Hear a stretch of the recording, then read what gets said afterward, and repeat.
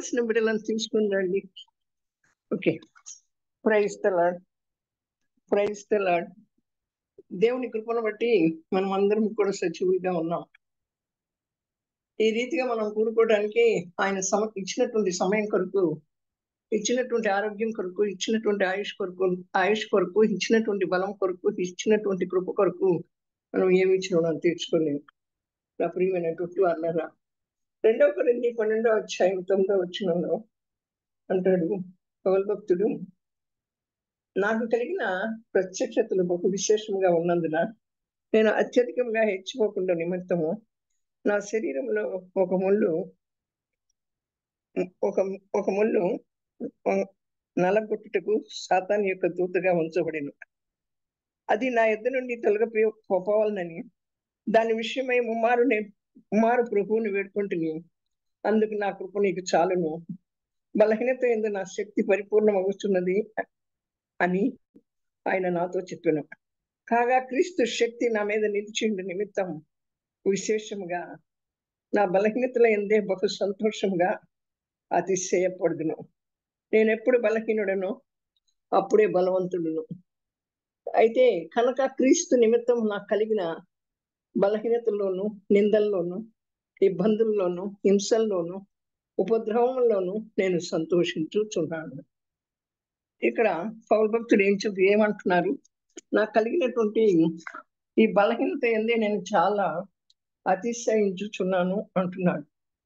అయితే నా ప్రియమైనటువంటి వాళ్ళరా, ఆయన కలిగినటువంటి నిందల్లో, అవమానంలో, మరి శ్రమల్లో, మరి ఇరుకుల్లో, ఇక్కట్లో కూడా ఆయన దేవుణ్ణి సంతోషపడుతున్నట్లుగా చెప్తూ వస్తున్నారు. ఆయనకి అనేకమైనటువంటి ప్రత్యక్షతలు ఉన్నాయి కనుక దాని వలన ఆయన హెచ్చిపోకుండా ఉండే నిమిత్తము శరీరంలో ఆ ముళ్ళు పెట్టబడింది.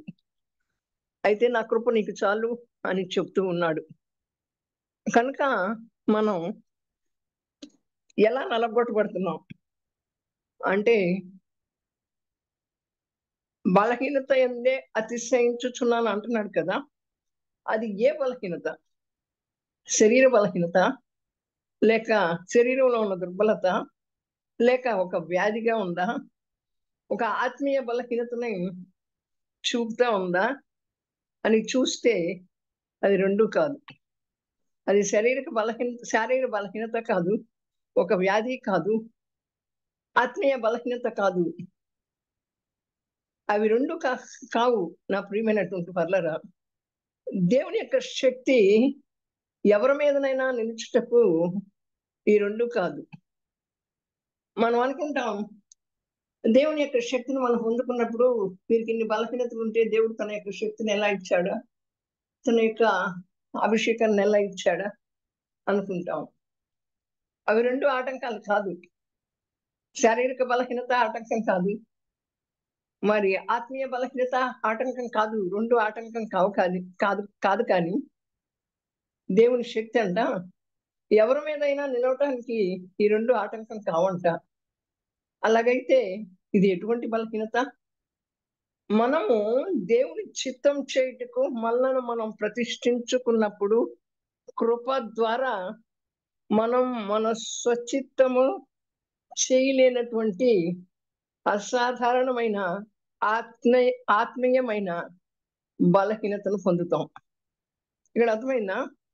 మనం దేవుని చిత్తం చేయాలి అని మనల్ని మనం ప్రతిష్ఠించుకున్నప్పుడు కృప ద్వారా మనం మన స్వచిత్తం చేయలేము.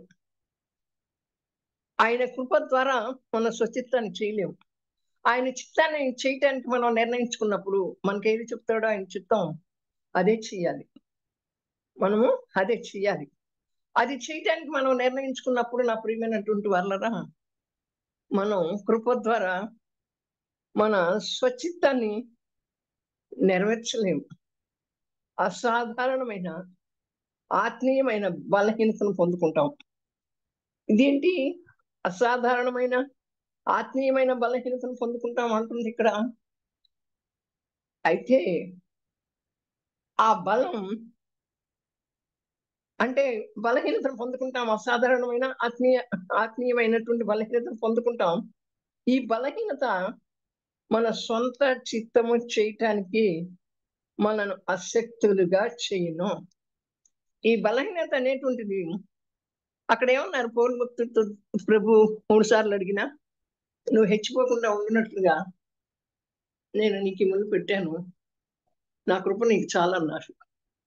అలాగే మనం ఈ బలహీనత ద్వారా మనం ఏం చేస్తాం, మన స్వచిత్తం చేయలేనటువంటి అసాధారణమైన ఆత్మీయమైన బలహీనతను పొందుకుంటాం. ఈ బలహీనత మన సొంత చిత్తం చేయటానికి మనను అశక్తులుగా చేస్తుంది.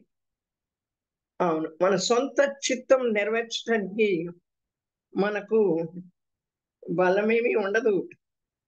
అవును నా ప్రియమైన వాళ్ళరా, మనం ఎప్పుడూ కూడా మన సొంత చిత్తం చేయటానికే ఆలోచన చేస్తాం. మనకు ఒక బలహీనత, ఆ బలహీనత అనేటువంటిది దేవుని చిత్తం చేయటం. ఆ దేవుని చిత్తం చేయటమే మనకు బలహీనతగా ఉంటుంది. ఆ బలహీనతని మనం అంటే అసాధారణమైనటువంటి ఆత్మీయ బలహీనతగా పొందుకుని అసాధారణమైన శక్తిని పొందుకుంటాం. అక్కడ పౌలు భక్తుడు కూడా అలాగే పొందుకున్నారు. ఇంకా మనం దేవుని గ్రంథంలోకి చూసుకుంటా వెళ్ళినట్లయితే యేసు ప్రభు పొందారు, పౌలు గారు పొందారు, అనేక మంది పరిశుద్ధులు పొందుకున్నారు. అది మనం తెలుసుకుందాం. ఈ బలహీనత ఏం చేస్తుందంటే మనల్ని ఆశీర్వాదంలోకి నడిపిస్తుంది. మహిమ నుండి అధిక మహిమలోకి అది నడిపిస్తుంది. కాబట్టి దాన్ని ఏమంటామంటే మహిమ గల బలహీనత అని చెప్పుకుంటాం. మీకు అర్థమవుతుందా? ఒక బలహీనత అనేటువంటిది మనం స్వచిత్తం చేయటానికి అది మనల్ని ఆటంకపరుస్తుంది. దేవుని చిత్తం చేయటానికి ఇప్పుడు యేసు ప్రభు నేను రాలేదు, నా తండ్రి పంపించారు నన్ను, నా తండ్రి చిత్తం చేయటానికి వచ్చాను అని చెప్పారు కదా యేసు ప్రభు. అలాగే అక్కడ ఆయన ఆయన ఏమయ్యారు, మహిమపరచుకుంటారు. ఆయన ఏమయ్యారు, మహిమపరచుకుంటారు. ఆయనంతటా ఆయన రాలా, ఆయన తండ్రి పంపించారు ఆయన్ని. తండ్రి చిత్తం చేయటానికి వచ్చారు కనుకనే అక్కడ ఆయన బలహీనపరుచుకుంటారు. సిలువలో దెబ్బలు తిన్నారు, సిలువలో మన కొరకు రక్తం కార్చారు, సిలువలో తన అరచేతుల్లో ఆ కాళ్ళలో మేకులు కొట్టబడ్డాయి. ఆ బలహీనతని ఆయన స్వచిత్తం కాదది.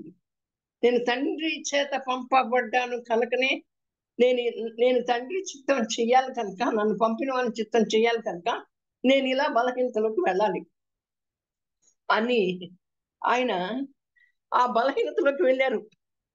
అలాగే మనం కూడా ఒక బలహీనత మనకు వచ్చినప్పుడు అది ఏ బలహీనత అయినా కానీ, శారీరక బలహీనత అయినా కానీ, మానసిక దౌర్బల్యం అయినా కానీ, అది ఆ బలహీనతని మరి అక్కడ దేవుడు మనల్ని ఆశీర్వదించటానికి ఆ బలహీనతను పెట్టాడు.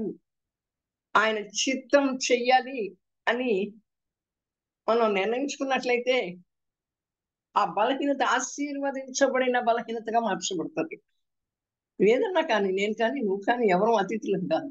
ఏదన్నా కానీ అప్పుడే ఆ బలహీనత ఆశీర్వదించబడినటువంటి బలహీనతగా మార్చబడుతుంది. అక్కడ మహిమల నుంచి మనం అధిక మహిమలోకి ప్రవేశిస్తాం. యేసు ప్రభు కనుక మహిమపరచబడినట్లు అలాగా మహిమల నుంచి అధిక మహిమలోకి మనం వెళ్ళగలుగుతాం. అవును నా ప్రియమైనటువంటి వాళ్ళరా, అయితే దాన్ని ఏమంటారు అంటే మహిమ కలిగిన బలహీనత అని చెప్తారు. 2 కొరింథీ 13:4 బలహీనతను బట్టి ఆయన సిలువ వేయబడలా, క్రీస్తు తన సొంత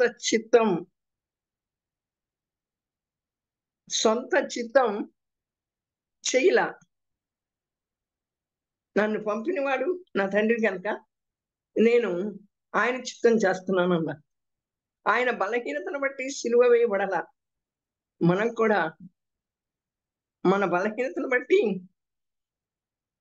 మనం ఏ విషయంలోనూ సిలువ పడకూడదు.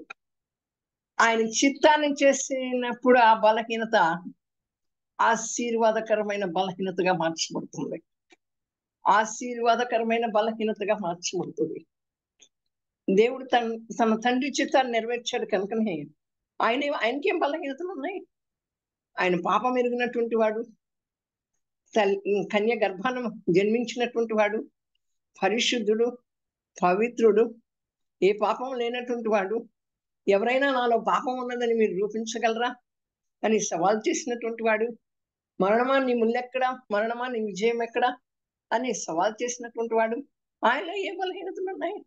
తండ్రి చిత్తము చేయటమే బలహీనత. ఆ బలహీనతే ఆశీర్వాదకరంగా మార్చబడింది. అనేక జనులకు ఆయన విరవబడిన రొట్టిగా మారాడు. అలాగే మనం కూడా దేవుని చిత్తం చేసేటువంటిది వరంగా ఉంటే, దేవుని చిత్తాన్ని చేసేటప్పుడు ఎన్నైనా మనం ఎదుర్కోవచ్చు, యేసు ప్రభు ఎదుర్కొన్నట్లుగానే. కానీ అది మన బలహీనత కాదు. దేవుని చిత్తాన్ని చేసేటప్పుడు ఎదురయ్యేటువంటివన్నీ కూడా, ఆ బలహీనతలన్నీ కూడా ఎలా మార్చబడతాయి? ఆశీర్వాదకరంగా మార్చబడతాయి. నాతో మాట్లాడాడు అనుకోండి దేవుడు, నువ్వు ఇది కాదు ఇంకా పని చేయాలి దేవుని పని అని. దేవుని చిత్తాన్ని నేను చేయటానికి పూనుకున్నప్పుడు ఇంకా పని చేయాలి దేవుణ్ణి నాకు ఎన్నో ఎదురవుతాయి. ఈ వయసు వచ్చింది, 70 ఏళ్ళ వయసు వచ్చాక ఏం చేస్తావు? కొడుకులెత్తి నువ్వేం చేస్తావు? నీ ఆరోగ్యం చూసుకో, ఇంట్లో కూర్చో, ఊపిరి పీల్చుకో. ఇలాంటి చాలా నువ్వు చెప్పే వాటిని ఎవరింటారు? ఇలాంటివి చాలా వస్తాయి. అయినప్పటికీ కూడా ఆయన చిత్తం చేయటమే అని ముందుకు అడుగు వేసినప్పుడు, ఆయన చిత్తం ఇప్పుడు నా బలహీనత అనుకుంటాం మనం. నా శరీరంలో అనేక బలహీనతలు ఉన్నాయి కాబట్టి నేను చేయలేకపోతున్నాను, ఇది శారీరక బలహీనత కనుక అనుకుంటాం. కాదు, ఆయన చిత్తం చేయటంలో మనం చాలా ఎదుర్కొంటాం. అదే ఆ బలహీనతే. ఆ బలహీనత వలన, ఆయన చిత్తాన్ని చేసేటప్పుడు ఎదుర్కొంటున్నటువంటి ఆ బలహీనతల వలన మనం ఆశీర్వాదకరంగా మార్చబడతాం. ఆ బలహీనత మనకు ఆశీర్వాదకరంగా మార్చబడుతుంది. ఎన్ని ఎదురైనప్పటికీ కూడా దేవుని చిత్తం చేయటానికి ఆయన ఏమన్నాడు? నన్ను పంపిన వాని చిత్తాన్ని చేయటానికి నేను వచ్చాను అని చెప్పారు కదా యేసు ప్రభు. ఆయన చిత్తం చేయటం వల్లనే ఆ బలహీనతను ఆయన ఎదుర్కొన్నాడు. ఇక్కడ ఏమంటున్నాడు చూడండి, మరి యోహాను సువార్త 5:30 నా అంతట నేనేమి చేయలేను అని యేసు ప్రభు చెప్పారు. మనంతట మనం ఏమైనా చేయగలమా? మనంతట మనం ఏమి చేయలేము. తండ్రి చిత్తం లేనిదే మనంతట మనం ఏది చేయలేము. ఆయన చిత్త ప్రకారమే మనం ఏదైనా చేస్తా ఉన్నప్పుడు అది ఒక బలహీనత అనుకుంటారు. ఆ బలహీనతే మహిమలో నుండి అధిక మహిమలోకి నడిపిస్తుందని, మరి మహిమ కలగలిగినటువంటి బలహీనతగా చెప్పొచ్చని, బలహీనతను బట్టి ఆయన సిలువ వేయబడలేదు కానీ క్రీస్తు అయితే తన సొంత చిత్తం చేయకుండా దేవుని చిత్తాన్ని చేశాడు కనుకే బలహీనుడయ్యాడు. ఎంత బలవంతుడైనటువంటి రాజు, రాజులకు రాజు, ప్రభులకు ప్రభు, దేవాది దేవుడు.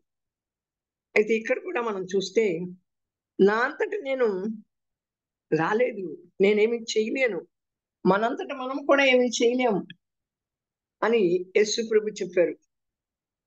కొందరైతే తమ సొంత చిత్తాన్ని చేసుకుంటూ ఉంటారు, కొందరైతే తన సొంత చిత్తాన్ని చేసుకుంటారు. అందుకే యేసు ప్రభు అన్నైన వారిని పిలవల, ఘనత కలిగిన వారిని పిలవల. ఈ లోకంలో బలహీనుల్నే పిలిచాడు. నేను ఎప్పుడు బలహీనున్నో అప్పుడే బలవంతుణ్ణి. నేను ఎప్పుడు నన్ను బలపరచుమని అందే నేను సమస్తం చేయగలను. ఎవరు బలపరుస్తారు? ఆయనే బలపరుస్తారు, యేసు ప్రభువే. కనుక యేసు ప్రభు గనులను పిలవల, మరి మనల్ని పిలిచాడు. ఈ లోకంలో నుంచి విశిష్టమైన పిలుపుతో ఆయన మనల్ని పిలిచాడు, మనల్ని ప్రేమించాడు. మనం బలహీనలం కనుక ఆయన చిత్తాన్ని చేసినప్పుడే మనం బలహీనలం. ఆయన చిత్తాన్ని చేయట బలహీనతలోనే ఆశీర్వాదం ఉంది. మన బలహీనతల్లోనే ఏంటా బలహీనత? ఆయన చిత్తాన్ని చేయటానికి పూనుకున్నప్పుడు అదే మన బలహీనత. ఆ బలహీనతలో మనం ఎన్నో ఎదుర్కోవాల్సి వస్తుంది. నిందలు, మరి శ్రమలు, శోధనలు, అపనిందలు, అవమానాలు, భారాలు ఎన్నో ఎదుర్కోవాల్సి వస్తుంది.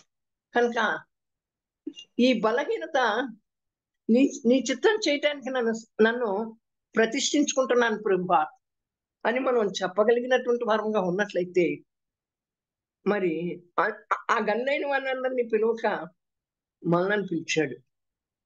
అందుకనే దేవునికి కృతజ్ఞతాస్తుతులు చెల్లించాలి. మనల్ని మనం ప్రతిష్ఠ చేసుకుని మనం సొంత చిత్తము చేయము అని నిర్ణయించుకున్నప్పుడు మనం పరిపూర్ణంగా దేవుని చిత్తం చేసేటువంటి దేవుని కృప మన బలహీనమైనటువంటి శరీరంపై ఒక దైవిక బలంతో మన పైకి దిగి వస్తుంది. మరి నువ్వు మాట చెప్తా, నా గురించి గొప్ప మంచి సమస్య అని చెప్పండి. ప్రతి ఒక్కరు ప్రార్థన చేస్తారు. ప్రవక్తలు చాలా మంది ప్రార్థన చేసినప్పుడు చెప్తారు, నీ గురించి ప్రార్థన చేస్తుంటే నువ్వు చాలా మంచి వెలుగులో కనపడుతున్నావు. ఎంత మంచి వెలుగు అంటే బాగా దేవునికంటే ఇష్టమైంది అనమాట. దేవుని ప్రియురాలు అంటున్నాడు నిన్ను. ఒక చెట్టు వెలుగులో కనపడుతుంది. ఆ చెట్టులో ఆ వెలుగులో ఉన్నటువంటి చెట్టుకు బోలెడు కాయలు ఉన్నాయి. ఒక్క పండు తీసుకొచ్చి నీ చేతిలో పెట్టారు అని చెప్పి ఒక పాస్టర్ గారు మా ఇంటికి వచ్చినప్పుడు ప్రార్థన చేసి దేవుడు ఇలా చెప్తున్నాడని చెప్పారు. అది మళ్ళా ప్రార్థన చేసి చెప్తాను అని, ఆ ఫలం నీ చేతిలో పెట్టడం వలన నువ్వు ఎవరి కోసం ప్రార్థన చేస్తే వాళ్ళు సమస్యలు తీరుతాయి, ఆశీర్వదించబడతారంట. నేను పనికి మాలిందానండి, నేను బలహీనరాలిని, నా మీద దేవుడు ఇంత ఉంచటం ఏంటి? మీరు ఎప్పుడూ ప్రార్థన చేసినా అలాగే ఎవరి కోసం ప్రార్థన చేసినా నాకు అట్లా కనపడదు, కానీ మీరు మంచి వెలుగులు కనపడతారంట. అట్లాగే నేను అట్లా అనుకుంటా, నేను చాలా పనికి మాలిందాన్ని, నాలో ఇన్ని లోపాలు ఉన్నాయమ్మా, నా కోపం వస్తుంది, ఎవరన్నా అంటే ఊరుకోను, ఎన్ని లోపాలు ఉన్నాయి. ఉన్నప్పుడు దేవుడు నన్ను అంతగా ప్రేమిస్తున్నాడా? నేను అబద్ధం చెప్తానా మీకు? దేవుడు చూపించింది అట్లా చాలా మంది ప్రవక్తలు అలాగా ప్రవచించారు. అలా ప్రవచించినప్పుడు నేను ఆడుతూ ఉంటాను, నేను ఎందుకు పనికిరాను? ఎందుకు ఇక్కడ మన బలహీనత అంటే దేవుని చిత్తాన్ని ఇప్పుడు నన్ను చాలా నాకు ఆటంకాలు చాలా ఉంటాయి. నేను దేవుని చిత్తం చేయాలంట. దేవుని చిత్తాన్ని చేయటానికి నిర్ణయించుకున్నప్పుడు ఆ బలహీనతలో మనకి ఎన్ని ఎదురైనా అది దేవుని చిత్తాన్ని నిజంగా ఆలోచించేయండి. ఈ లోకంలో ఉన్నటువంటి మనుషులు ఎవరు దేవుని చిత్తాన్ని చేయటానికి నిర్ణయించుకుంటారు? నిర్ణయించరు కదా. గనులైనటువంటి వారు నిర్ణయిస్తారా? డబ్బున్న వారు నిర్ణయిస్తారా? మరి తర్వాత జ్ఞానం ఉన్న వారు నిర్ణయిస్తారా? అల్పులమైనటువంటి మనమే దేవుని చిత్తాన్ని చేయటానికి నిర్ణయించుకుంటాం. మన కొరకు యేసు ప్రభు దిగి వచ్చాడు, తండ్రి పంపిన దేవుని తండ్రి చిత్తాన్ని చేయటానికి. అలాగే అపోస్తులైన పౌలు, అలాగే అనేక మంది పరిశుద్ధులు దేవుని చిత్తాన్ని చేశారు. ఆ బలహీనత పరిపూర్ణమైనటువంటి బలహీనతగా మార్చుకున్నప్పుడు ఆయన యొక్క కృప ఈ యొక్క బలహీనమైనటువంటి శరీరం మీద అది ఆ కృప కృమరించబడుతుందంట. అవునండి, మనం అలా అనుకుంటాం. నేను మటుకు నేను అలా, నాలో ఇన్ని లోపాలు ఉన్నాయి, దేవుడు నన్ను ఎట్లా ప్రేమిస్తున్నాడు అని అనుకుంటాను. అనుకుని వాళ్ళని అడిగేస్తుందండి డైరెక్ట్ గా, నాలో ఇన్ని లోపాలు ఉంటే దేవుడు నన్ను ప్రేమిస్తున్నాడని మీరు ఎట్లా చెప్తున్నారంట. అలాగే మనం ఏం చెయ్యాలి అంటే, మన సొంత చిత్తం చేయకుండా నిర్ణయించుకున్నప్పుడు మనం పరిపూర్ణంగా దేవుని చిత్తం చేసేటువంటి దేవుని కృప మన బలహీనమైనటువంటి శరీరంపై ఒక దైవిక బలముతో మనపై దిగి వస్తుంది. అవును నా ప్రియమైనటువంటి వాళ్ళు, కనుకనే మనకున్నటువంటి ఈ బలహీనత ఆశీర్వదించబడినటువంటి బలహీనత. ఈ ఆశీర్వాదం ఉంది బలహీనతలో. దేవుని చిత్తం చేయటమే మన బలహీనత.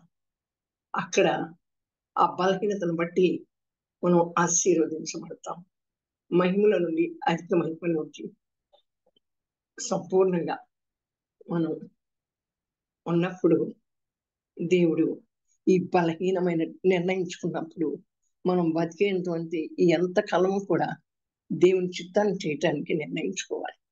ఈ బలహీనమైన శరీరం పైన తన యొక్క కృపను అపరిమితంగా కుమరిస్తాడు. దేవుడు ఈ వాక్యాన్ని మనందరి వినికిడిలో దీవించి ఆశీర్వదించి ఫలవర్తించేయండి. ఆమేన్. ఆమేన్.